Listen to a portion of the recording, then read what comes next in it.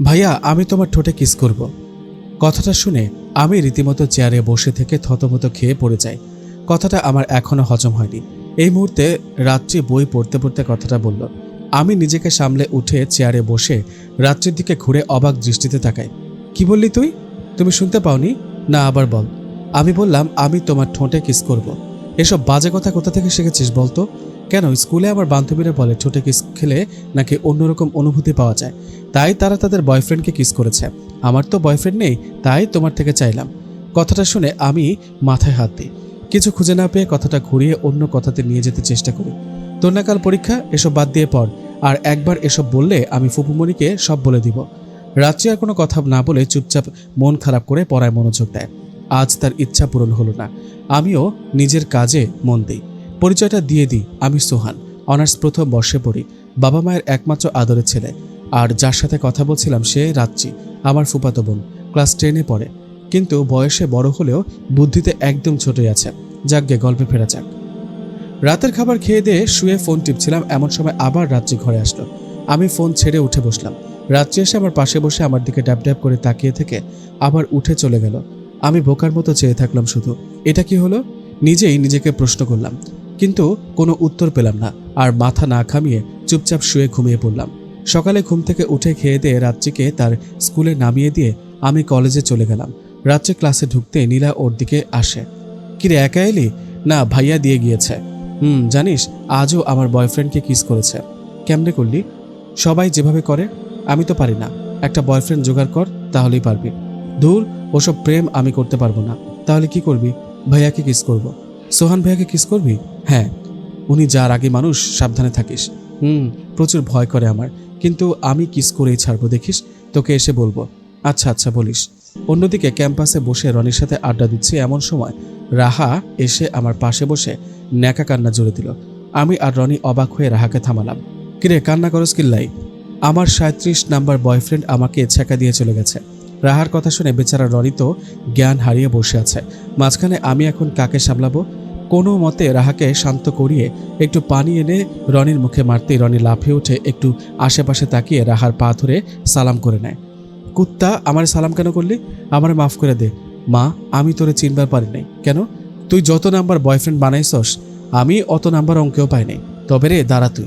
রনিরে তাড়া করলো রাহা। আমি চুপচাপ বসে হাসছি। এমন সময় রনি ঘুরে ফিরে আমার দিকে দৌড়ে আসে, পিছে রাহাও থাকে।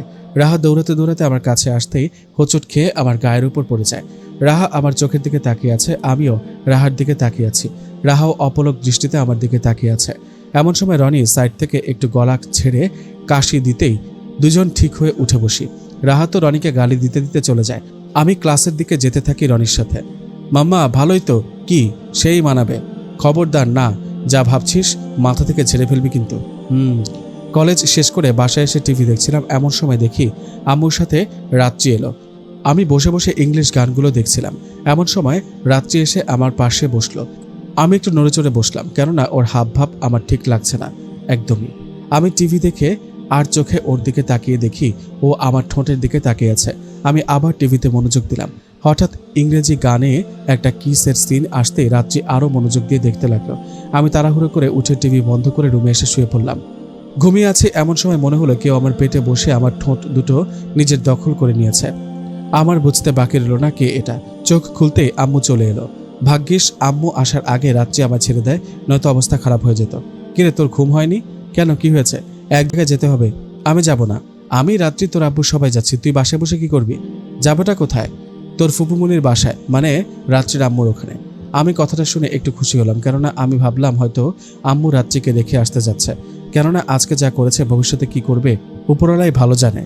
এর চেয়ে ভালো রেখে আসুক। তবে মন খারাপ হবে, কেননা পিচ্চিটা একদমই পিচ্চি, আমার অনেক খোঁজ নেয়। তাই খুশি হয়েও আবার মন খারাপ করে ফেললাম। কিরে, এই হাসছিস, এই মন খারাপ করলি কি ভাবছিস বলতো? আমরা কেন যাচ্ছি আম্মু ওখানে? তোর ফুপা দেশের বাইরে থেকে আসছে আজ, তাই। রাত্রিও চলে যাবে? আরও মন খারাপ করে বললাম। না, ও যাবে না। থ্যাংক ইউ আম্মু। আমি তো এটা শুনে খুশিতে লাফাতে লাগলাম, কিন্তু বুঝতে পারিনি আম্মু কাছে আছে। যখন বুঝতে পারলাম চুপ হয়ে গেলাম। না লাফাইয়া চুপচাপ রেডি হয়ে নে। ঠিক আছে। আম্মু আর রাত্রি চলে গেল, আমিও তৈরি হয়ে গেলাম, কিন্তু বুঝতে পারলাম না হঠাৎ কি এমন হলো যে রাত্রির প্রতি আমার এত মায়া চলে এলো। এসব বাদ দিয়ে রাত্রির রুমের দিকে যেতে রাত্রিকে দেখে চোখ বন্ধ করে ফেললাম, কেননা রাত্রি ব্লাউজ আর পেটিকোট পরে হাতে শাড়ি নিয়ে বসে আছে। এ কি ভাইয়া, চোখ বন্ধ করে আছে? ওর কথা শুনে পুরোই শকড। পিচ্চি বলে কি, এমনভাবে বলছে যেন এমনভাবে বসে আছে আর আমি দেখছি তাতে ওর কিছুই হয়নি। তুই কি পাগল? কেন? একটা ছেলে তোকে এইভাবে দেখলো আর তোর কিচ্ছু হলো না? মুখ অন্যকে ঘুরিয়ে বলল, বাইরের ছেলে দেখেছে নাকি? তুমি তো আমার ভাইয়া, নইলে কি এমনভাবে থাকতাম নাকি? তাই বলে এমনভাবে থাকবি? মাথায় বুদ্ধি কবে হবে তোর? এত কথা না বলে বলো, শাড়ি পরাতে পারো নাকি? হ্যাঁ পারি, কি হয়েছে? আমারে পরায় দাও। কি? ভাইয়া প্লিজ, আমি পারি না। আন্টিও কোথায় যেন গেছে, তাড়াতাড়ি দাও না। কি মুশকিল। একটু ভেবে তারপর চোখে গামছা বেঁধে রাত্রির নীল শাড়িটা পরাতে লাগলাম। যখন শাড়ি পরাতে রাত্রির কোমরে হাত লাগছিল, রাত্রি আমার ছোঁয়া পেয়ে কেঁপে পড়ছিল। অনেক কষ্টে চোখে না দেখে শাড়ি পরিয়ে দিলাম। রাত্রি খুশি হয়ে আমার গালে একটা চুমু দিল, মিষ্টি ভাইয়া বলে। আমি বের হয়ে গেলাম। সবাই বের হব এমন সময় রাত্রি আসলো। আমি তাকিয়ে দেখলাম হা হয়ে আছি, একদম পিচ্চি পরীর মতো লাগছে। ডাগর ডাগর চোখে, গাঢ় কাজল ঠোঁটে, হালকা লাল লিপস্টিক, কানে ঝুমকো, হাতে কাঁচের চুড়ি, নীল শাড়ি, সব মিলিয়ে সত্যি অপরূপ লাগছিল। নিজেকে ঠিক করে চললাম ফুপুমনির বাসায়। সেখানে থেকে বেরিয়ে পরের দিন সেখান থেকেই কলেজে গেলাম, কেননা সবাই সেখানেই। ক্যাম্পাসে যেতেই দেখি রাহা বসে আছে একা। কিরে ছ্যাঁকাখোর, একা বসে কি করিস? বিড়ি আছে? তোর কি মনে হয় আমি বিড়িখোর? তা তোর কি মনে হয় আমি ছ্যাঁকাখোর? শালি, কথা ধরিস কেন এত? তোর কি করবো? আচ্ছা বাদ দে, রনি কই? হেতে নাকি আজ কলেজে আসতে পারবো না। কেন? আমি কি ওর লগে ছিলাম নাকি? বললো শুধু আসতে পারবে না। দূর, এখন ক্লাস করতে ভালো লাগবে না। আমারও না। তাহলে একটা কাজ করি। কি কাজ? চল তুই আমি ঘুরতে যাই। কোথায়? চল তো আগে। আচ্ছা চল। দুজনে রিকশায় পাশাপাশি বসলাম। রাস্তা খারাপ হয় ঝাঁকিতে বারবার রাহা আমায় জড়িয়ে ধরছিল। আমার কেমন যেন লাগছিল ব্যাপারটা। তবে রাহা মুচকে হাসছিল, কিন্তু কেন সেটা মাথায় ঢুকছিল না। সারাদিন ঘোরাঘুরির পর বিকেলে নদীর পাড়ে দুজন বসে আছি। ও আমার হাত ধরে আছে, আমি ছাড়াতে লাগলাম। ও আরো শক্ত করে ধরলো। একটু ধরে থাকতে দে প্লিজ। আমি আর ছাড়ালাম না কথা শুনে। জানিস আজ অনেক ভালো লাগছে। কেন? ভেবেছিলাম প্রিয় মানুষের সঙ্গে এখানে আসবো, কিন্তু আশা পূরণ হলো না। তবে তোর সাথে এসেছি, ভালো লাগছে। আচ্ছা শোন, কাল দেখা হবে। আজ যাই, অনেক সময় হয়ে গিয়েছে। সেই সকালে বের হয়েছি। আচ্ছা ঠিক আছে, আমিও যাই। রাহা চলে গেল। আমিও ফুপুমনির বাসায় চলে এলাম। আম্মুর থেকে জানতে পারলাম আজও থাকা হবে, কাল যাবে। আমি একটু ছাদে গেলাম, কেননা এখানে ছাদ থেকে আশপাশটা খুব সুন্দর দেখা যায়। আমি ছাদে উঠে দেখতে গেলাম পিচ্চি আর ছোট ছোট ছেলে মেয়েরা কানামাছি খেলছে। রাত্রি চোখ বাঁধা। আমি দাঁড়িয়ে দেখতে লাগলাম। এমন সময় দেখলাম রাত্রি ধীরে ধীরে পেছতে পেছতে ছাদের কোণে চলে গেল। আমি চিৎকার করে ডাক দিলাম রাত্রি বলে। অমনি রাত্রি 3 তলা থেকে পড়ে গেল। এমন সময় দেখলাম রাত্রি ধীরে ধীরে পেছতে পেছতে ছাদের কোণে চলে গেল। আমি চিৎকার করে ডাক দিলাম রাত্রি বলে। অমনি রাত্রি 3 তলা থেকে পড়ে গেল। তাড়াতাড়ি নিচে নেমে থ হয়ে দাঁড়িয়ে গেলাম। আমার মুখের ভাষা যেন কেউ কেড়ে নিয়েছে। পিচ্চিটা শুয়ে আছে, মাথা থেকে রক্ত বের হচ্ছে। মাথাটা প্রায় ফেটে গিয়েছে। আমি একভাবে চেয়ে আছি, হাত পাও কাজ করছে না যে সামনের দিকে যাব। হাত পা যেন অবশ হয়ে আছে। অনেক কষ্টে ধীরে ধীরে পিচ্চিটার কাছে গিয়ে বসলাম। ইতিমধ্যে সবাই বের হয়ে চলে এসেছে। সবাই কান্নাকাটি শুরু করে দিয়েছে। অ্যাম্বুলেন্স করে নিয়ে যাওয়া হচ্ছে। আমি শুধু রাত্রির হাত ধরে মুখের দিকে তাকিয়ে বসে আছি, কেননা এখনো আমার স্বপ্নের মতো লাগছে সবকিছু। রাতে অপারেশন থিয়েটারের বাইরে বসে আছি, মাথা নিচু করে, কখন ভালো খবর পাবো, রাত্রি যেন ঠিক হয়ে যায়। এজন্য উপরওয়ালার কাছে প্রার্থনা করছে সবাই। অনেক টেনশনে আছে। রাত্রের আম্মু আব্বুর অলরেডি জ্ঞান নেই। অবশেষে অপেক্ষার অবসান ঘটিয়ে ডক্টর বের হলো। আমি কাছে এগিয়ে গেলাম। ডক্টর মন খারাপ করে শেষ কথাটা বলে দিলেন, যে কথায় সব শেষ হয়ে যায়। তার এক কথায় সব এভাবে শেষ হয়ে গেল ভাবতে পারিনি। সব যেন স্বপ্নের মতো লাগছে, যেন এক্ষুনি আবার রাত্রি উঠে বলবে ভাইয়া আমি এসে গিয়েছি। পায়ের তলা থেকে যেন মাটি সরে গিয়েছে। অনেক কষ্টে ধীরে ধীরে হাঁটতে হাঁটতে ভেতরে গেলাম। দরজার কাছে গিয়ে রাত্রিকে দেখে ঠিক থাকতে পারলাম না। উপরওয়ালা যেন আবার সব শক্তি ফিরিয়ে দিলেন। রাত্রি বলে চিৎকার দিয়ে দৌড় দিতে হোঁচট খেয়ে গেলাম। আর কি হলো জানি না। এখন চোখ খুলে তাকাতেই অবাক, কেননা চোখ খুলে তাকিয়ে দেখে আমি খাট থেকে পড়ে গেছি। আর এদিকে রাত্রি বলে চিৎকার করায় রাত্রি দৌড়ে এসেছে। কি হয়েছে ভাইয়া, চিৎকার করে ডাকলে কেন? কিছু না, তুই যা। আচ্ছা। রাত্রি এটা বলে চলে যেতে লাগে। আবার ফিরে এলো। কিরে ফিরে এলি কেন? তুমি নিচে শুয়ে আছো কেন? পড়ে যাওনি তো? কই না তো, এমনি ব্যায়াম করতে নামছি। ভাইয়া আমি জানি তুমি পড়ে গেছো। আর একটা কথা বললে ধরে মার দিব কিন্তু। না না না, যাচ্ছি। রাত্রি চলে গেল, তবে স্বপ্নটা বাজে ছিল খুব। আমি উঠে ফ্রেশ হয়ে খেয়ে কলেজে চলে গেলাম। কলেজে যেতে ঝামেলা হাজির। রনি কাকে যেন প্রপোজ করেছে, রাজি হয়নি। আমার কাছে এসে কান্না শুরু করেছে। তোর নেকা কান্না থামাবি? ভাই দে না, রিলেশনটা করায়। না, করাই দিব না। তোহান এমন করছিস কেন? তুই চুপ থাক রাহা, তুই ওরে চিনিস না। কেন, কি হয়েছে? পরে বলবো, আজ না। আচ্ছা আর শোন, তুই এখন কোথায়? ফুপুমনির বাসায়। বাসায় যাবি কবে? মনে হয় তো আজ। কেন? কাল তোদের ওখানে যাব। কি? কেন? আন্টির সাথে দেখা করতে। আচ্ছা ঠিক আছে, যাস। প্রথমে ভেবেছিলাম আমার জন্য যাবে, পরে আমার কথা শুনে হ্যাঁ বলে দিলাম। কি ভাবছিস বলতো? কই কিছু না। আচ্ছা ঠিক আছে। কলেজে করে বাসায় চলে গেলাম। রাতে খেয়ে দিয়ে পড়তে বসলাম। পড়াগুলো যেন আজ মুখস্থ হতেই চাচ্ছে না, শুধু ছিনিমিনি খেলছে। চুপচাপ তবুও বইয়ের দিকে তাকিয়ে রইলাম। হঠাৎ রাত্রি মুখটা ফুলিয়ে রুমে ঢুকে বসে পড়ল। আমি একবার তাকিয়ে আবার পড়ায় মনোযোগ দিলাম। অন্যদিকে রাত্রি চুপচাপ বসে আছে। কখন সোহান তাকায়। শয়তান ভাইয়াটা কি একবারও দেখছে না আমি মুখ ফুলিয়ে রাগ করে? মনে মনে বললাম। রাত্রির অবস্থা দেখে আমার খুব হাসি পাচ্ছিল, কিন্তু মুখ চেপে রেখেছিলাম। কিন্তু পারছিলাম না কিছুই বলতে, কেননা আমি তাকাচ্ছি না, এজন্য আরো বেশি করে মুখ ফোলাচ্ছে আর বারবার আমার সামনে আসছে।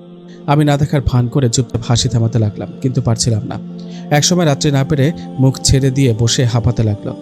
তারপর আমায় অবাক করে আমায় ধাক্কা দিয়ে শুইয়ে দিয়ে আমার বুকের উপর চেপে বসে ইচ্ছে মতো মারতে শুরু করে আমায়। অনেক কষ্টে থামাই। যাও, তোমার সাথে কোনো কথা নাই, মুখ ঘুরিয়ে বলল। বুঝলাম এবার রাগ ভাঙাতেই হবে। রাত্রির মুখটা ঘুরিয়ে আমার দিকে করলাম। ওর চোখের কোণে জল। জানি না কেন ওর চোখের কোণে পানি দেখে বুকের ভেতরটায় চিনচিনে করলাম। কি হয়েছে বলবি তো? আমি তোমার সাথে একটু পুকুর পাড়ে যেতে চাইলাম, পূর্ণিমার চাঁদ উঠেছে দেখতে। একা একা লাগে, এজন্য তোমায় ডাকতে এসেছিলাম। আর তুমি? ও সরি পিচ্চি, ঠিক আছে চল যাই। পিচ্চিটা অনেক খুশি হয়ে আমার গালে একটা চুমু দিল। তারপর বাহিরের দিকে যেতে লাগলো। আমি গাল মুছতে মুছতে বাইরে যেতে লাগলাম। বাইরে যেতে অবাক, আসলেই খুব সুন্দর পূর্ণিমার চাঁদ উঠেছে। এই চাঁদের আলোতে পিচ্চিকে আরো পিচ্চি পরীর মতো লাগছিল। আমি এক পলক চেয়ে সামনের দিকে গেলাম। পুকুর পাড়ে বসলাম। দুজনেই রাত্রির আকাশের দিকে তাকিয়ে চাঁদ দেখছে। খুব বেশি হালকা শীত পড়েছে। রাত্রি উপভোগ করছে আর সবকিছু প্রথম বের হলো তাই। এদিকে আমি মশার জন্য বাঁচি না। শালা মশা আমার কানের কাছে এসে গান শুরু করে দিয়েছে আর আমার রক্তই খাচ্ছে। এর মধ্যে পুকুরে শাপলা ফুল দেখে বায়না ধরলো তার নাকি খোপায় দিতে হবে শাপলা ফুলটা। আমি কয়েকবার ভেবে ফুল তুলে পেছনে ফিরে তাকাতেই দেখি রাত্রি নেই। কিসের ফুল তোলা? উঠে খুঁজতে লাগলাম। না পেয়ে রুমে এসে দেখি সেখানেও নেই। ভয় আরো বেড়ে গেল। গেলটা কোথায়? চোখের পলকে পাগলের মতো হয়ে খুঁজতে শুরু করলাম আর বারবার রাত্রি রাত্রি বলে ডাকতে লাগলাম। একসময় দেখি এক জায়গায় পড়ে আছে সোজা হয়ে। আমি মোবাইলের আলো জ্বালাতে পায়ের দিকে আলো লাগতেই ভয় পেয়ে গেলাম, কেননা রাত্রির পায়ে সাপে কামড়ানোর দাগ। আমি কান্না শুরু করে দিয়েছি। রাত্রির পাশে বসে কি করব সেই দিশা খুঁজে পাচ্ছি না। ভৌ! হঠাৎ রাত্রি উঠে এভাবে চিল্লিয়ে উঠে আমি তো ভয়ে ভূত করে চিৎকার করে যাচ্ছি। এদিকে আমার এভাবে করতে দেখে রাত্রি তো হিহি করে হাসছে। আমার বুঝতে বাকি রইল না যে এটা রাত্রির শয়তানি। আমি ওখানে এক মুহূর্ত থাকলাম না। রাগ করে রুমে চলে এলাম। আমার পিছু পিছু রাত্রি হলো। আমি রুমে এসে একটা গ্লাসে রাখা পানি খেয়ে গ্লাসটা নিয়ে জানালার কাছে দাঁড়ালাম। আমার পেছনে এসে রাত্রি দাঁড়ালো। ভাইয়া, আমি বুঝতে পারিনি তুমি এত রেগে যাবে। তোর বুঝতে পারার কিছু। কথাটা বলে হাতের চাপ দিয়ে রাগের চোটে গ্লাসটা ভেঙে ফেললাম। হাত দিয়ে রীতিমতো রক্ত বের হয়ে পড়ছে। রাত্রি দেখে তো দৌড়ে আমার হাত ধরার চেষ্টা করে, কিন্তু আমি ওকে দূরে সরিয়ে দিই। চোখে পানি চলে এসেছে, কিন্তু আমি না করে বাইরে চলে যাই। ডক্টরের দোকান থেকে ব্যান্ডেজ করে পাশে আসি। কিরে বাবা, কি হয়েছে? না আম্মু, কিছু না। ওহ, আর তোর হাতে কি হয়েছে বাবা? ব্যান্ডেজ কেন? একটু অস্থির হয়ে জিজ্ঞেস করলাম। আম্মু, তেমন কিছু নেই, কেটে গিয়েছে। বল না আমায় কিভাবে কাটলো? এত চিন্তা কেন করছো? অল্প কেটেছে বলেছি তো আমি। একদম আমায় মিথ্যা আম্মু, সত্যি বলছি আমি, অল্পই কেটেছে। ভাঙা কাছে হাত লেগে গিয়েছে। খেয়েছিস? হ্যাঁ, কিন্তু ক্ষুধা লেগেছে। আচ্ছা তুই যা, আমি খাবার নিয়ে আসছি। আচ্ছা ঠিক আছে। আমি রুমে চলে গেলাম। অন্যদিকে রাত্রি দেখে তার মামির কাছে গেল। রাত্রি দেখে তার মামি খাবার বাড়ছে। মামি, কার জন্য এগুলো? সোহানের জন্য, নাকি ক্ষুধা লেগেছে? ও আচ্ছা, দাও আমি নিয়ে যাচ্ছি। তুই পারবি না? ওহো মামি, দাও না। আর হাত কাটা খাইয়ে দিতে হবে, সেটা আমি করে দিব। পারবি? হ্যাঁ। রাত নিয়ে আমার রুমে ঢুকতেই আমার রাগ উঠে যায়। রাত্রি কাচু হয়ে টেবিলে রেখে আমার সামনে এসে দাঁড়ায়। ভাইয়া প্লিজ খেয়ে নাও। তুই কি আমার সামনে থেকে? ধমকের সুরে বললাম। আমার ধমকানো শুনে রাত্রি আতকে উঠে অন্যদিকে গিয়ে বসে কাঁদতে লাগলো। ওর কান্না দেখে আমারই কষ্ট হচ্ছিল। সব রাগ ভেঙে ওকে মানালাম। রাতে খেয়ে শুয়ে পড়লাম। পরের দিন সকালে ঘুম থেকে উঠে ফ্রেশ হয়ে খেয়ে দিয়ে রাত্রিকে স্কুলে নামিয়ে দিয়ে আমি কলেজে চলে গেলাম। কলেজে যেতেই দেখি রনি বাঁশ হাতে নিয়ে দাঁড়িয়ে আছে। কিরে, বাঁশ নিয়ে দাঁড়িয়ে কেন? তোকে দেবো এখন। কেন? শালা হারামি, তোর কি কথা ছিল? কাল রাতে পার্টি ছিল, তুই যাসনি? একটু মাথা খাটিয়ে ভেবে দেখলাম, আসলেও তাই। বুদ্ধি বের করলাম, কিছু একটা না করলে মার খেতে হবে। আরে দেখ, হাত কেটে গেছে, এজন্যই যেতে পারিনি। কি কস? কেমনে? কাজ করতে লেগে সাবধানে করতে পারিস না? না। আচ্ছা চল। ক্যাম্পাসে গাছের নিচে যেতেই দেখি রাহা এলো। রাহা এসে আমার হাতের দিকে তাকিয়ে অস্থির হয়ে আমার হাত ধরে বসে পড়ল। কি হয়েছে? কেমনে হয়েছে? কখন হয়েছে? একসাথে অনেকগুলো প্রশ্ন ছুড়ে দিল। আমি অবাক হয়ে আছি, এমনকি রনি অবাক। রাহার চোখের দিকে তাকিয়ে দেখলাম চোখের কোণে পানি, এই বুঝি কেঁদে দিবে। কোনো মতে এটা ওটা বলে বেঁচে গেলাম। আসলটা বললে আরও কত রকমের যে প্রশ্ন করত। সেদিনের মতো কলেজ করে বাসায় চলে এলাম। রাতে ছাদে বসে চাঁদ দেখছি, দোলনায় বসে। এমন সময় পিচ্চিটা এসে দোলনায় আমার কোলে মাথা রেখে শুয়ে পড়ল। এটা কি হলো? ভাইয়া প্লিজ, আমার ঘুম পাচ্ছে না, ঘুম পাড়িয়ে দাও একটু। আম্মু কই? মামি ঘুমায়। কি আর করার, চুপচাপ রাত্রির মাথায় হাত বুলিয়ে দিতে লাগলাম। পিচ্চিটা কখন ঘুমিয়ে গেছে বুঝতে পারিনি। যখন বুঝতে পারলাম তখন তাকিয়ে আমার চোখের সামনে মনে হলো একটা ঘুমন্ত বুড়ি শুয়ে আছে। কেননা ঘুমন্ত অবস্থায় পিচ্চিটার মুখে চাঁদের আলো এসে পড়েছে, এতে অপরূপ লাগছে। এই অবস্থা দেখে আমি ঘোরের মধ্যে চলে গেলাম। নিজের অজান্তেই ওর মুখের কাছে আমার মুখ নিয়ে গেলাম, কিন্তু পরক্ষণেই নিজেকে সামলিয়ে মুখ উঠিয়ে নিলাম। ছি, এ আমি কি করলাম? এভাবে একটা মেয়েকে সুযোগ নিচ্ছিলাম? এটা বলেই নিজেই নিজেকে দোষী করতে লাগলাম। এমন সময় আমাকে অবাক করে রাত্রি নিজেই আমার মাথা টেনে তার ঠোঁটের সাথে মিশিয়ে দিল। আমার চোখ ছানা পড়া হয়ে গেল। আমি দ্রুত মুখ উঠিয়ে নিলাম। ভাইয়া, আমি তোমায় কিস করবই। আমার বান্ধবীরা করেছে, আমিও করব। বুঝতে বাকি রইল না, স্বপ্ন দেখছে। উঠে কোলে নিয়ে গিয়ে ওর রুমে শুয়ে দিয়ে নিজের রুমে এসে ঘুমিয়ে পড়লাম। এতটাই ঘুম হলো আজ যে সকালে উঠতে অনেক দেরি হয়ে গেল। উঠে দেখি একটা মেয়ে আমার সামনে বসে আছে। ভাবলাম হয়তো রাত্রি বসে আছে, তাই ভালো মতো চোখ টলে দেখি রাহা বসে আছে। এ কি, তুমি এখানে কখন এসেছো? কলেজ নেই? ছিল তো, তবে তোমার বাসায় আসতে চেয়েছিলাম, এলাম। চিনলা কিভাবে? চিনেছি একভাবে। আচ্ছা, আমি ফ্রেশ হয়ে নিই। ওকে। আমি ফ্রেশ হতে গেলাম। অন্যদিকে রাহা দাঁড়িয়ে ভাবছে, এটাই সুযোগ, সোহানকে একটু কাছে টেনে নিতে হবে। আজকে একা পেয়েছি, কিছু তো করতেই হবে। পেয়েছি। কি পেয়েছ? আমি ওয়াশরুম থেকে বের হতে হতে কথাটা বলতেই রাহা আমতা আমতা করে ঘুরিয়ে নিল। এমন সময় হঠাৎ চিৎকার দিয়ে রাহা আমায় জড়িয়ে ধরল। আমি তাল সামলাতে না পেরে পাশের বিছানায় পড়ে গেলাম। কি হয়েছে? আর শোলা। রাহা ভয় পেয়ে আমায় জড়িয়ে ধরেছে বুঝতে পেরেছি। এমন সময় দরজায় চোখ পড়তে দেখি রাত্রি দাঁড়িয়ে। আমি এক ঝটকা রাহাকে সরিয়ে ফেলে রাত্রিকে ডাকতে যাব, অমনি রাত্রি চলে গেল। আমি পিছু পিছু গেলাম, কিন্তু ও দরজা লাগিয়ে দিল। ভয় আরও বেড়ে গেল। না জানি জেদ করে কি করে বসে। হঠাৎ একটা শব্দ এলো, অমনি রাত্রি চলে গেল। আমি পিছু পিছু গেলাম, কিন্তু ও দরজা লাগিয়ে দিল। ভয় আরও বেড়ে গেল। না জানি জেদে কি করে। হঠাৎ একটা শব্দ এলো। আমার ভয় আরও বেড়ে গেল। না জানি নিজের ক্ষতি না করে দেয় পিচ্চিটা। আমি অনেক দরজা ধাক্কালাম। একসময় রাত্রি দরজা খুলে বের হলো। রাত্রিকে দেখে স্বস্তির নিঃশ্বাস ফেললাম, কেননা যা ভেবেছিলাম কিছু হয়নি। ও একদম ঠিক আছে। দরজা আটকেছিলি কেন? ড্রেস চেঞ্জ করলাম। এছাড়া কিছু না তো? না। শব্দ কিসের হলো? এমনি একটা জিনিস পড়ে গিয়েছিল। ও আচ্ছা। আচ্ছা ভাইয়া, ওই আপুটাকে? আমার বান্ধবী, কলেজের। ও বুঝেছি, সেজন্যই জড়িয়ে ধরেছিল তোমায়। আমার বান্ধবীরাও আমার জড়িয়ে ধরে, কিস করে গালে। তোমার গালে কিস করেনি? পিচ্চি চুপ, বেশি কথা বলছিস। পিচ্চিটা আসলেই পিচ্ছি, এসবের কিছুই বুঝে না। তবে আজ যা হয়েছে সত্যি খারাপ হয়েছে। আমি আর দাঁড়িয়ে না থেকে রাহাকে এগিয়ে দিয়ে বাসায় এলাম। রাতের বেলা রাত্রি খাটের উপর বসে খাতায় ছবি আঁকছে আর ভাবছে, আচ্ছা ভাইয়াকে ওই আপু জড়িয়ে ধরলো, কিন্তু ভাইয়া ধরলো না কেন? আমাদের ক্লাসে কোনো মেয়ে কোনো ছেলেকে জড়িয়ে ধরলে ছেলেটাও ধরে, কিন্তু ভাইয়া তো ধরলো না আজ। না, ভাইয়া ভুল করেছে। এটা ভাইয়ার করা উচিত হয়নি। ভাইয়ার জড়িয়ে ধরা উচিত ছিল, মামিকে জানিয়ে দিই। রাত্রি উঠে সোহানের আম্মুর কাছে যায়। গিয়ে দেখে সোহানের আম্মু টিভি দেখছে। মামি? বল মা, কি বলবি? মামি, তোমার ছেলে ঠিক করে নাই। কেন? তোমার ছেলে কাজ ঠিক করেনি। কি করেছে? একটা মেয়ে আসছিল না? হ্যাঁ, তা তো কি হয়েছে? এই মেয়ে তোমার ছেলেকে জড়িয়ে ধরেছে আজ, অথচ তোমার ছেলে তাকে জড়িয়ে না ধরে চুপ করেছিল। কি? এই কথা? তুই দাঁড়া, আমি এক্ষুনি আসছি। আচ্ছা। রাত্রে বসে টিভি দেখতে লাগলো। এদিকে আমি বসে মোবাইল টিপছিলাম। এমন সময় আম্মু এসে কান ধরে টেনে তুলল। আও আম্মু, লাগছে তো? খুব বেড়ে গেছিস তাই না? কোথায় বেড়েছি? ওহ, লাগছে তো। কাল কাজ আছে। কি কাজ বলবে তো? না, ঘুমা এখন। কি করার? আম্মু বলল না, তাই চুপচাপ ঘুমিয়ে পড়লাম। সকালে ঘুম থেকে উঠে ফ্রেশ হয়ে খেয়ে দিয়ে রুমে বসে আছি। এমন সময় আম্মু রাত্রিকে তৈরি করে আমার সামনে আনলো। কি হয়েছে? ওকে বাসায় দিয়ে আয়। কেন? কাজ আছে, না হলে খবর আছে। আচ্ছা, যাচ্ছি। চুপচাপ আম্মুর কথা মতো গিয়ে রাত্রিকে দিয়ে এলাম। আসার সময় কেমন যেন বুকে ব্যথা অনুভব করলাম। মনে হচ্ছিল কাছের কাউকে ছেড়ে আসছি। তবুও বাসায় চলে এলাম। সেদিন সারাদিন ঘুমের মধ্যে কেটে গেল। তার মাঝে পিচ্চিটাকে বড্ড মিস করছিলাম। কষ্ট হচ্ছিল, তবুও নিজেকে সামনে নিলাম।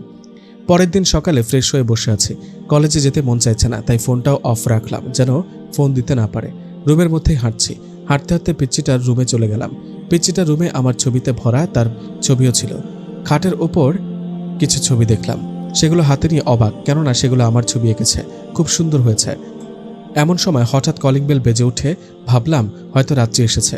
খুশি হয়ে দৌড়ে গেলাম দেখতে। এই বুঝি আমার ভাইয়া এসে গেছে। আমি এই আশায় গেলাম, কিন্তু হতাশ হলাম, কেননা পাশের বাসার আন্টি কিছু বলে গেল। রুমে চলে এলাম, বোরিং লাগছিল খুব। আজও সারাদিন এভাবেই কেটে গেল। রাতে ছাদে বসে আছি, শীতল বাতাস বয়ে চলে যাচ্ছে, আকাশে পূর্ণিমার চাঁদ উঠেছে। তার মাঝে আমি একা বসে আছি। পাশে থাকা ফোনটি হঠাৎ বেজে ওঠে। আমি চুপচাপ ফোনটা হাতে নিই, চুপচাপ ফোনটা রিসিভ করলাম। কে বলছেন? কেমন আছো সোহান? ভালো। আপনি কে? চিনবে পরে। আপনি বলুন, নয়তো ফোন কেটে দিব। প্লিজ, হাত জোর করছি, কথাটা শোনেন প্লিজ, খুব জরুরি। বলেন। আগে কথা দাও, শুনবে? হ্যাঁ শুনবো, বলেন তাড়াতাড়ি, আমার হাতে সময় নেই। সোহান, আমি তোমার সেই ফারহা। কথাটা শুনে অবাক হয়ে আমি বসা থেকে দাঁড়িয়ে পড়ি। কি হলো, চুপ করে আছো কেন? আমি আর এক মুহূর্ত দেরি করলাম না, ফোন কেটে দিলাম। ফোন কেটে দেওয়ার সাথে সাথে আরও ফোন আসতে লাগলো। আমি রাগ করে ব্ল্যাক লিস্টে ফেলে দিলাম। অতীতটা আজ মনে পড়তে লাগলো। ফোনে কিছু একটা করছিলাম, এমন সময় টুং করে একটা মেসেজ চলে এলো। মেসেজটা ওপেন করতে দেখি একটা মেয়ের মেসেজ। যেহেতু ফোনে তেমন মেয়েদের সাথে কথা বলি না, তাই রেখে দিলাম। একটু পর আরও মেসেজ এলো যে রিপ্লাই দেই নাই, এজন্য ভাব বেশি। আমার ভাব বেশি না, তাহলে রিপ্লাই দিচ্ছেন না কেন? আমি মেয়েদের সাথে কথা বলি না তেমন একটা। হয় হয়, লেখক মানুষ তো, ভাব তো বাড়বেই। লেখক হলে যে ভাব বাড়ে, এটা কে বলেছে আপনাকে? পাগল নাকি? আমি জানি। জানেন তো মুড়ি খান। বাই। এই যে শুনবেন তো? যা বলা তাড়াতাড়ি বলেন। আপনার সাথে পরিচিত হতে পারি? আমার প্রোফাইলে দেওয়া আছে, দেখে নেবেন। আমি যাই, টাটা। দেখুন, দেখার হলে আগেই দেখতাম। আমি আপনার থেকে শুনবো, বলেন না। লেখকদের উচিত না পাঠকদের সাথে এমন ব্যবহার করা। আচ্ছা আচ্ছা, যা জিজ্ঞেস করার করুন, আমি উত্তর দিয়ে চলে যাচ্ছি। আপনার নাম? সোহান। অনেক সুন্দর নাম। আমার নাম জিজ্ঞেস করলেন না? আপনার সাথে কি প্রেম করবো নাকি যে আপনারও বায়ো জানতে হবে? করলেও তো করতে পারেন প্রেম, সমস্যা নেই। পিওর সিঙ্গেল আছি আমি। আপনার সিঙ্গেল, আপনি ধুয়ে পানি খান। আর কিছু জানার আছে? আপনি এত সুন্দর গল্প লিখেন কেমনে? কেন? আমার মন থেকে। আপনার মনটা এত সুন্দর, না জানি আপনি দেখতে কত সুন্দর হবেন। আল্লাহ, এতদিন দেখতাম ছেলেরা পাম মারে, আর আজ মেয়েরা মারছে। বাহ। ওহ, আমি মোটেও পাম মারছি না। তাহলে কি মারছেন? লাইন মারছি। লাভ নেই। কেন? এমনি। আচ্ছা, আপনার পিক দেখতে পারি প্লিজ? যাক, অবশেষে একটু হলেও পাল্টে দিলাম। কি? এতদিন মেয়েদের থেকে নাকি ছেলেরা পিক চাইতো, আজ উল্টো করছি। আপনার থেকে পিক চাচ্ছি প্রথম। ফেসবুকে আছে, দেখে নিন। ওটাতে মুখ দেখা যাচ্ছে না। তাহলে মুড়ি খান, টাটা। আর কথা বলার সময় দেয়নি, অমনি অফলাইন হয়ে গিয়েছিলাম। এর পরের দিন ঢুকতেই আবার মেসেজ, তবে বেশি উত্তর দিলাম না। এভাবে কয়েকদিন যেতে যেতে মেয়েটার সাথে কথা বলে ভালো লেগে যায়, তবে আমরা কেউ কাউকে দেখিনি। আমিও না, সেও না। একদিন হুট করে ফারাহ প্রপোজ করে বসে। আমারও ওকে ভালো লেগেছিল, বিধায় অ্যাকসেপ্ট করি। ভালোই চলছিল, দুজন দুজনকে অনেক ভালোবাসতাম। কেউ কাউকে ছাড়া এক মুহূর্ত থাকতে পারতাম না। একদিন হঠাৎ ও আমায় ব্লক মারে। চেষ্টা করেও ওর সাথে কথা বলতে পারিনি, নাম্বারও ছিল না যে ফোন দিব। সেদিন অনেক কান্না করেছিলাম, তাই রাগ করে নিজেকে বলেছিলাম আর কোনোদিন কাউকে ভালোবাসবো না। এই ছিল অতীত, এখন বর্তমানে ফেরা যাক। নাম্বার ব্লক করেছে, এজন্য দেখলাম মেসেজ দিয়েছে। যদিও অনেক ভালোবাসতাম, তাই মেসেজটা না দেখে পারলাম না। জানি তুমি অনেক রাগ করেছো, তবে বিশ্বাস করো, আমি তোমায় এখনো ভালোবাসি। আমি নিজ ইচ্ছায় তোমার সাথে কথা বলা বাদ দেইনি। আমায় বাসা থেকে ফোন করে নিয়েছিল, চেয়েও কোনো ফোন নিয়ে তোমার সাথে যোগাযোগ করতে পারিনি। এখনও তোমায় আমি অনেক ভালোবাসি, বিশ্বাস করো। এখন তুমি যা করার করো, কিন্তু আমি শুধু তোমায় ভালোবাসি। মেসেজগুলো পড়ে খুব কষ্ট হচ্ছিল, আর না পেরে ব্লক খুলে ওকে ফোন দিলাম। কিছুক্ষণ নীরব থাকার পর দুজন দুজনকে সরি বলে কথা বলা শুরু করলাম। কথা বলতে বলতে কখন গভীর রাত হয়ে গেল বুঝতেও পারলাম না। খুব ভালো লাগছিল। এখন আমার ভালোবাসা আবার ফিরে এসেছে। খুশিতে এগিয়ে ঘুম দিলাম। এক ঘুমে দেখে সকাল হয়ে গিয়েছে। বিছানা থেকে উঠে ফ্রেশ হয়ে খেতে গেলাম। গিয়ে দেখি আম্মু আর কিছু লোক কথা বলছে। বুঝতে পারলাম না কি হচ্ছে। উঠেছিস? হ্যাঁ, কিন্তু কিসের কথা বলছো? তোর বিয়ে। বিয়ের কথা শুনে আমি আকাশ থেকে বললাম, কি বলো আম্মু? হ্যাঁ, ঠিকই শুনেছিস। আম্মু, আমি বিয়ে করতে পারবো না। তুই করবি, অবশ্যই করবি। আম্মু, যা, এখন আজ রাতে তোর বিয়ে। এভাবে সব ডিসিশন তুমি নিতে পারো না। কেন? আমারও অধিকার আছে। তুই বকবক বাদ দিয়ে যাবি নাকি ঝাঁটার বাড়ি খাবি, কোনটা? না, যাচ্ছি আমি, কিছু বলতে হবে না। চুপচাপ ঘরে গিয়ে ফোনটা অফ করলাম। জানি ফারাহ ফোন দিবে, কিন্তু আমি ওকে কি বলবো? ও এমনি পাগলি, না জানি কি করে বসে। আমারও ইচ্ছা হচ্ছিল খুব করে কান্না করি। হে উপরওয়ালা, আমায় তুমি এ কেমন পরীক্ষায় ফেলেছ? যাকে এতদিন পর ফিরে পেলাম তাকেই পাবো না। বুকে চিনচিন ব্যথা অনুভব করছিল, অনেক কষ্ট হচ্ছিল। এজন্য চুপচাপ ঘুমিয়ে নিলাম, কেননা ঘুমালে হয়তো কষ্টটা কম লাগবে। অনেক কষ্টে ঘুমহীন চোখে ঘুমানোর চেষ্টা করলাম। একটু আগে ঘুম থেকে উঠেছি, এখন আবার ঘুম হবেই না, তাই 2টা ঘুমের ওষুধ খেয়ে নিলাম। একটু সময়ের মধ্যে ঘুমের দেশে পাড়ি জমালাম। বিকেলে আম্মু ডাকছে, সেদিকে খেয়াল নেই আমার। পুরো চোখ জুড়ে ঘুম। বাধ্য হয়ে আম্মু আমায় টেনে তুলল। আমার মাথার মধ্যে ঘুরছে, চোখে ঝাপসা দেখছি। ঘুমের কারণে চোখ বুজে আসছে। তোর কি হয়েছে? কিছু না। এমন করছিস কেন? আমি বিয়ে করব না। বিয়ে তোকে করতেই হবে। আম্মু, আমি একজনকে ভালোবাসি। চুপ, ওসব বললে আমার মরা মুখ দেখবি। মরার খবর শুনে চুপ হয়ে গেলাম। মেয়েটা ভালো, একদম মনের মতো। কথা বলে আম্মু চলে গেল। আমি বিছানায় বসে পড়লাম। আসলে কিছু কিছু পরিবারের কারণে ভালোবাসা সব শেষ হয়ে যায় এক নিমিষে। পরিবার ভালো চায় সবসময়, কিন্তু পরিবার এটা বুঝতে চায় না কি পেলে তার ছেলে মেয়ে ভালো থাকবে। বয়সে যে বিয়ে করতে যাচ্ছি, চোখে এখনো ঝাপসা দেখছি, ঘুমের ঔষধের কাজ এখনো হচ্ছে, তাই সব নেশা নেশা লাগছে। বিয়ে বাড়িতে পৌঁছে গেলাম, বসে আছে, ঘুমের ঔষধের কারণে ঠিকভাবে বসতে পারছিলাম না, এজন্যই টক খাইয়ে দিল। আর সব শেষে আমি ঠিক হয়ে গেলাম। অবশেষে বিয়েটা শেষ হলো। এখনো জানি না কার সাথে আমার বিয়ে হয়েছে। বাসার ঘরের সামনে দাঁড়িয়ে আছি, ভেতরে ঢুকে পড়লাম, দেখলাম মেয়েটা বসে আছে ঘোমটা দিয়ে। আমি এখনো জানি না মেয়েটাকে। চুপচাপ গিয়ে কাছে বসলাম দেখার জন্য যে মেয়েটা কে। তাই ঘোমটা তুলতেই অবাক, কেননা রাত্রি এখানে। বুঝতে বাকি রইল না আম্মু আমার সাথে ষড়যন্ত্র করেছে। সব থেকে বেশি অবাক হলাম, কেননা পিচ্চিটা বসে ঘুমিয়ে পড়েছে। আমি হাসবো নাকি কান্না করব আপনারাই বলেন। তবুও রাগ না করে পিচ্চিটাকে শুয়ে দিয়ে আমি বেলকনিতে গিয়ে দাঁড়ালাম। ফোনটা সারাদিন বন্ধ, তাই ফোনটা খুলতেই শুরু হয়ে গেল ঝড়। এত পরিমাণ মেসেজ, ফোন যে বলার মতো না। মানুষ তো এত কল দিতে পারে, আগে জানা ছিল না। ফোনটা অন করার সাথে সাথে ফোন চলে এলো। হ্যালো, ওই কুত্তা, সারাদিন কই থাকিস তুই? বাসায়। তোর ফোন বন্ধ কেন? ফোন অফ হয়ে গিয়েছিল, আর আমি আব্বুর অফিসে গিয়েছিলাম। না চাইতেও মিথ্যাটা বলতে হলো। ইচ্ছা হচ্ছিল ওকে মিথ্যা বলবো না, কিন্তু না বলে পারলাম না। জানি না এর পরিণাম কি হবে। বলবা তো একবার? জানো কত কান্না করেছি। মাফ করে দাও প্লিজ। ঠিক আছে, কি করো? এই তো দাঁড়িয়ে আছি। তুমি? আমি বসে আছি। ঘুমাওনি? ঘুমাইতে দিছো নাকি? হ্যাঁ, সারাদিন কান্দাইছো, মরেই যেতাম আজ কথা না বললে। আচ্ছা, তোমায় কিছু কথা বলার আছে। কালই কলেজে দেখা করতে পারবে? পারবো, তবে এই কলেজে এসে আমায় দেখে অবাক হবে। কেন? সেটা কাল ভালো জানতে পারবে তুমি। আচ্ছা ঠিক আছে, তুমি ঘুমাও, আমিও ঘুমাবো। আচ্ছা ঠিক আছে। আমি ফোন কেটে দিয়ে সোফায় শুতেই ঘুমিয়ে পড়লাম। সকালে দেখি পিচ্চিটা ডেকে তুলল। ভাইয়া কখন উঠবে? উঠেছি, যা তুই। ভাইয়া আমি কখন ঘুমিয়েছি? জানি না তো। তোমার ঘরে কেন আমি? পিচ্চি, তোর বিয়ে হয়েছে। কার সাথে? আমার সাথে। ধুর, মজা করছো। তোমার আমার বিয়ে হয়নি। আম্মু তো বললো বিয়ে বিয়ে খেলা, যেটা ছোটবেলায় খেলতাম। হায় রে পিচ্ছি। আচ্ছা যা, আমি একটু কলেজে যাব। আচ্ছা ভাইয়া, আমার স্কুল যেতে হবে না? আচ্ছা। পিচ্চিটা চলে গেল, আমি কলেজে চলে গেলাম। কলেজে যেতেই ফোন দিয়ে শুনে নিলাম সে ক্যাম্পাসে আছে। আমিও ক্যাম্পাসে যেতেই ফারাকে দেখে 4000 ভোল্টেজের শক খেলাম। কেননা মেয়েটা আর কেউ না, রাহা, যে কিনা আমার সাথে এতদিন ছিল, যাকে চিনতেই পারিনি। রাহা তুমি? হ্যাঁ, আমিই তোমার ফারা, আমিই তোমার রাহা। আমি শুনে হা হয়ে দাঁড়িয়ে রইলাম। এখন বুঝতে পারলাম কেন রাহা আমার সাথে ওরকম করত। আমি দাঁড়িয়ে এগুলো ভাবছি, এমন সময় ফারহা বা রাহা যেটাই হোক না কেন দৌড়ে এসে আমায় শক্ত করে জড়িয়ে ধরল। কিন্তু আমি পারলাম না তা করতে, কেননা এখন আমি অন্য কারো। কি হলো? আমায় কাছে টানছো না কেন? আমি ফারাকে ছাড়িয়ে দিলাম। ফারা অবাক হয়ে দাঁড়িয়ে রইল। ওর চোখের কোণে চিকচিক করছে। এই বুঝি সেখানে বৃষ্টি নামবে। আমার কি কোনো ভুল হয়েছে সোহান? যদি হয় প্লিজ আমাকে ক্ষমা করে দাও। তাও আমার সাথে এমন ব্যবহার করো না প্লিজ। তোমায় কিছু কথা বলবো, সেগুলো শুনতে হবে। হ্যাঁ বলো। আমার বিয়ে হয়ে গেছে কাল। কথাটা শুনে ফারার পায়ের তলা থেকে মাটি সরে গেল। কাঁদতে কাঁদতে চলে গেল, বাধা দিতে পারলাম না। চুপচাপ বাসায় চলে এলাম। বাসায় আসতে আম্মু সামনে দাঁড়ালো। কোথায় ছিলি? কলেজে। আজও বাড়ি থেকে লোক এসেছে নিতে, তাও তোর কলেজে যেতে হবে?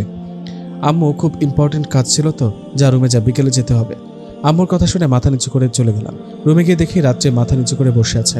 আমারও মন খারাপ, তাই সোফায় গিয়ে গা এড়িয়ে দিলাম। রাত্রে আমার সামনে এসে দাঁড়ালো। কি হয়েছে? ভাইয়া, আমি আমার রুমে যাব, কিন্তু মামি যেতে দিচ্ছে না। তুই তা করতে পারবি না? কেন ভাইয়া? বেশি কথা বলিস না, যা এখান থেকে। কথাটা ধমকের সুরে বলাতে পিচ্চিটা মন খারাপ করে চলে গেল। আমার কি যেন হয়েছে জানি না, খারাপ ব্যবহার করেছে শুধু। বিকেলে আমার আর রাত্রিকে নিয়ে যাওয়া হলো। রাত্রি অনেক খুশি, কিন্তু আমি শুধু ফারার কথা ভাবছি। সে কখন থেকে ফোন দিচ্ছি, ফোন অফ বলছে। না জানি কি থেকে কি করে মেয়েটা। রাতে খেয়ে দিয়ে শুয়ে পড়লাম। রাত্রি এলো রুমে। আমার ভয়তে ডাকছে না, আয়নার সামনে বসে বসে পুতুলের সাথে জোরে জোরে কথা বলছে। জানিস পুতুল, আমার ভাইয়া না খুব পচা। আগে আমায় অনেক ভালোবাসতো, এখন বাসে না। আগে রাতে ঘুরতে নিয়ে যেত, এখন যায় না। বিয়ে বিয়ে খেলার পর আর যায় না কোথাও আমাকে নিয়ে। খুব পচা আমার ভাইয়া। কথাগুলো আমি শুনছিলাম শুধু, কিন্তু কিছু বলছিলাম না। কিন্তু বেশিক্ষণ আর চুপ থাকতে পারলাম না। উঠে রাত্রির সামনে গিয়ে দাঁড়ালাম। তৈরি হ। কেন? আমি নাকি তোকে নিয়ে কোথাও যাই না? এখন যাব, চল। আমার কথা শুনে অনেক খুশি হয়ে তৈরি হতে লাগলো, কিন্তু তৈরি হতে গিয়ে মন খারাপ। আমার বুঝতে বাকি রইল না যে কি হয়েছে। আমি চুপচাপ গিয়ে পিচ্চিটাকে শাড়ি পরিয়ে দিলাম।